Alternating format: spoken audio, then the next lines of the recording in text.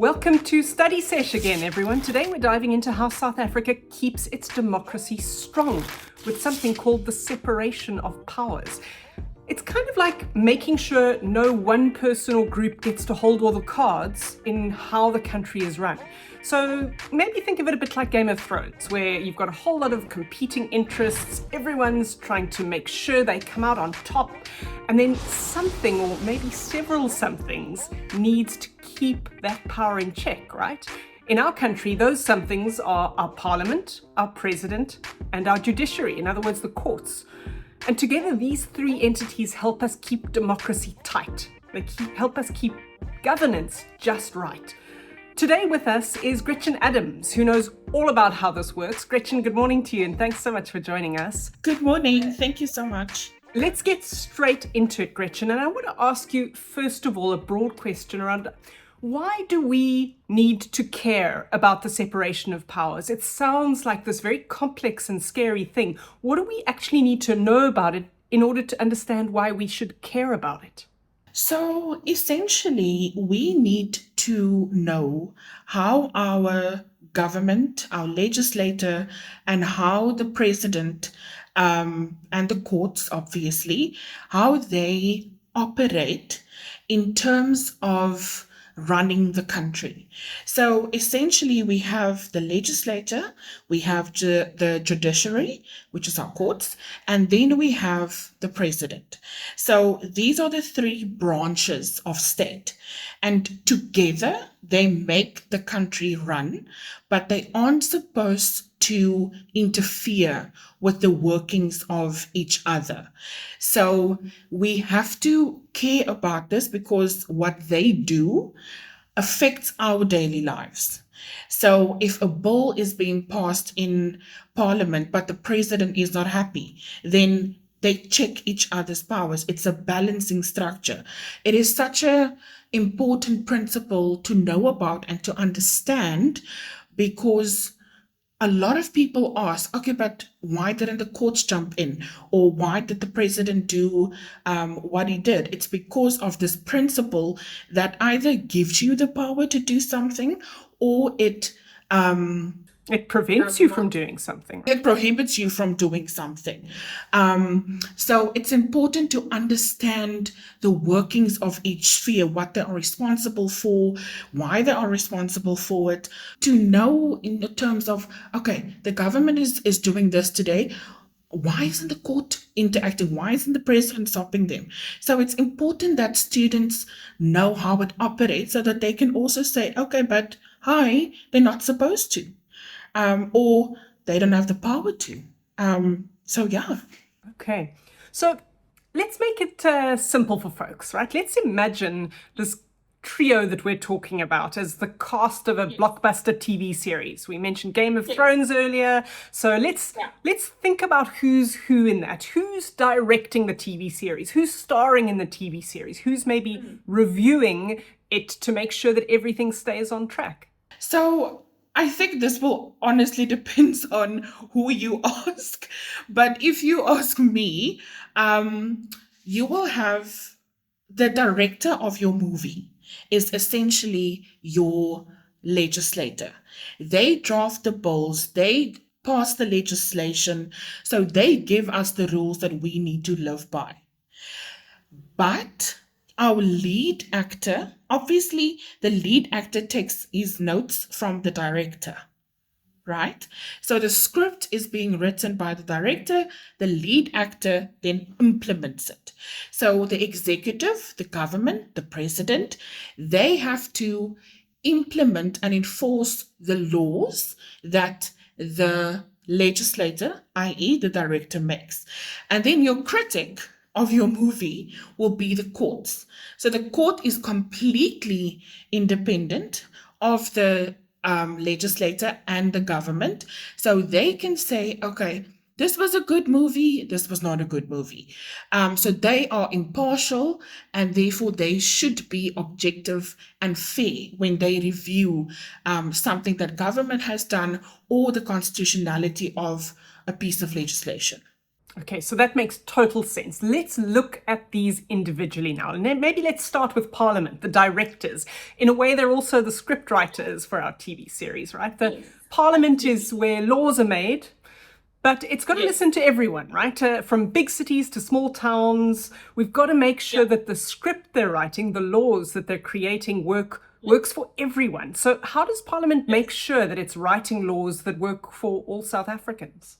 So there we will have to look at the legislative process.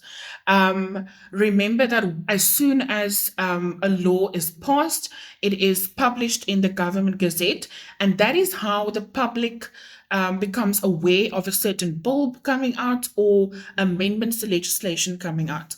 So essentially, how they do it is Parliament is supposed to be the voice of the people.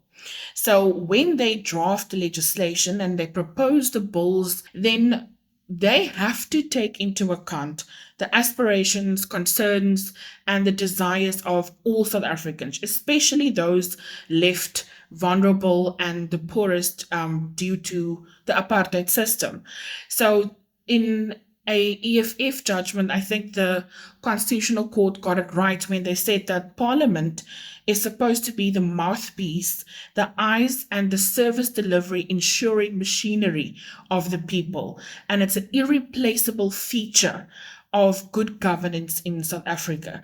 So when they draft that bill or legislation, or even if they are debating, they have to keep the interest of the people of South Africa in line or in mind when they do that, because we are the people who have to implement these laws and we have to follow these laws. Okay, so we've got this script, if you will, that's written up by Parliament, carefully constructed to be of use to all the people involved in the TV production, aka South Africa. Next up, we've got the president, right? It's the executive, essentially, led by the president, the main character of our story, the person who is trying to turn the laws into action, I suppose. How does the president keep things moving forward without, let's say, stepping on Parliament's toes? Okay, so the president is the body that enforces those laws or they implement the laws. So being part of the government or actually being president, in my eyes, is a balancing act because you have to adhere to the rules and the laws of the legislator and you have to implement it. But if the president does not agree with, let's say, a new bill that is being implemented in Parliament, or they send it to the president to be signed, because all of the bills and proposed legislation needs to be signed by the president before it will come into effect. So if the president is not happy, he can say, I'm not happy, I'm not signing this into law, I'm sending it back. And that checks the legislator's power. So without overstepping, he is exercising his power to say, I'm not happy, change this, this, and this, and then it goes back to Parliament. So to be president, to be part of the government is a balancing act. And it's also just important to remember that the president and the executive, his government, must regularly inform Parliament and report to them what they are doing, what they are implementing. So that is how they are being kept accountable in terms of that power that they have. So I have another question for you. What if instead of Ned Stark, let's say a good guy in Game of Thrones, we end up with a Joffrey Baratheon, a bad guy, as a president? What checks and balances are there in place for the president themselves? There is a whole section in the Constitution that is dedicated to the government's power and the president's power, but there's specific sections that deal with the removal of the president.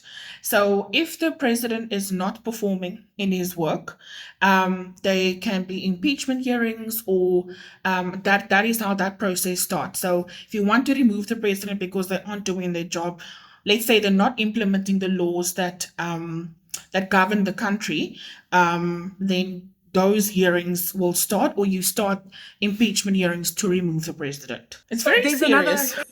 Hey? It's very serious. It's very serious if the president doesn't follow the laws. It's yeah, it's yeah, yeah. Just refer back to like what happened to Thabo Mbeki when he was president, Jacob Zuma. So it's a whole other can of worms. So let's get back to these three roles that we're looking at: the actor, the director, and then of course, as you said, the critic. Yeah. So we've looked at the actor being the president, we've looked at the director being parliament, but now we've also got the critic. You know, the judiciary are a bit like referees in all of this, right? They help keep the other two in check and make sure the rules are fair. Yeah. So the judiciary or the courts, their independence is guaranteed by the Constitution. So the Constitution ensures that they remain impartial and fair in the administration of justice. So, like you said, they are these referees, but they are appointed to keep that process transparent. And they need to be objective, like I said. They cannot interfere with the other branches of state because they are the referees. So they have to be independent from the branches of state. And therefore, they have to check the power of the executive and the executive and the legislator. In any good TV series, I think it's fair to say that we only see a fraction of all of the work that goes on behind the scenes, right? It all sounds like a very well-oiled machine when we talk about the separation of powers like this, but how do these parts actually manage to work together without clashing? Gretchen, maybe is there an example you could give us of checks and balances in action? So I actually went back, and my field of expertise is constitutional law, education law. And I don't know if you've heard of the Basic Education Law Amendment Bill. So the Bella Bill, it's making headlines in the news where parents and civil society aren't happy with certain of the provisions in the bill itself because it amends the South African Schools Act. Let me call it a fresh bill. I think it came out in 2020, and it's now in the legislative process where public hearings are being held. So, in order for that bill to reach that stage, MPs from different political parties gathered in the National Assembly and they had to debate this bill. Okay, so they had to raise, if they have concerns, they had to raise their concerns, and they also had to raise concerns about the constitutionality of these amendments that they are proposing to the South African Schools Act. So remember that your National Assembly is made out of various political parties, which consists of, I think there's 400 seats in the National Assembly. So your opposition parties may have made proposals to these amendments to advocate for it, or to say, no, I don't agree. You have to take public interest into account, or based on constitutional provisions. So once the legislative process has been completed, and we're not there yet, because there's still public hearings, and that is why it's so in the news the whole time, because everyone has an opinion on the legislation. But once that has been completed and it's fair and everybody is happy, then it will be sent to President Ramaphosa to sign.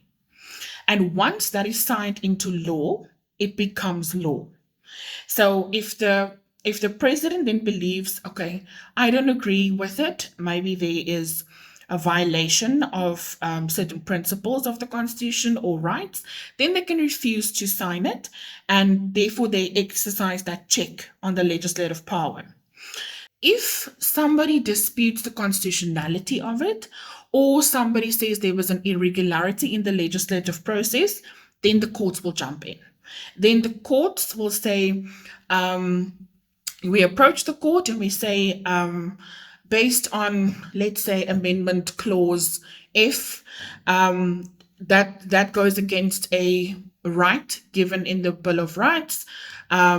Therefore, we challenge the constitutionality of this bill. Then it will go to the court. So every single branch of state or branch, every single branch of government has its role, and they have to ensure those processes are followed efficiently, because we strive for an accountable and a democratic society, as mentioned in the preamble of the Constitution.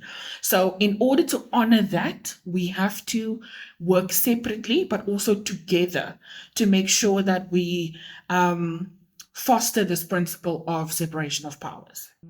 Gretchen, earlier you mentioned public participation, and I just want to pick up on that quickly. I mean, if we think about a TV series once again, fans love to guess what happens next. They have big debates about what should happen in the arc of a TV series. Obviously, they don't have much control. But when it comes to public participation in lawmaking, we do have a say. How can regular folks like you and I have that say in what Parliament does, or what laws actually come into effect?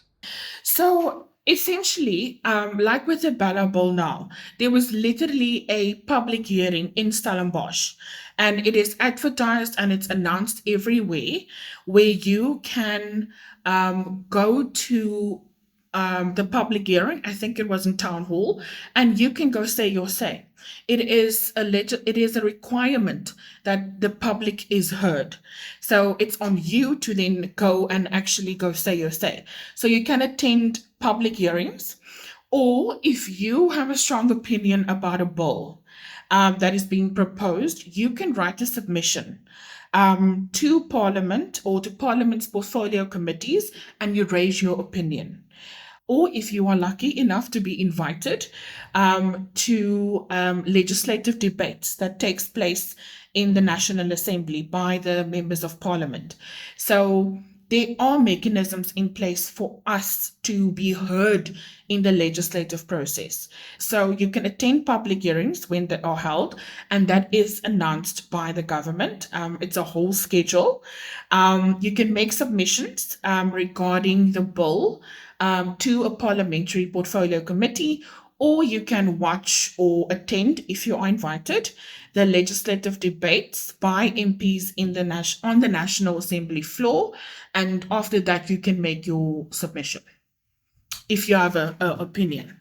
Great. So Gretchen, this has been a fascinating discussion, and as we wrap it up, I just want us to think quickly about the big picture, if you will.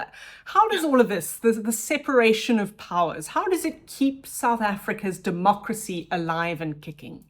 So this is like one of my favorite questions, because I always draw it back to the Constitution. So all of the branches of state, you and I, we're all subjected to the supremacy clause of the Constitution.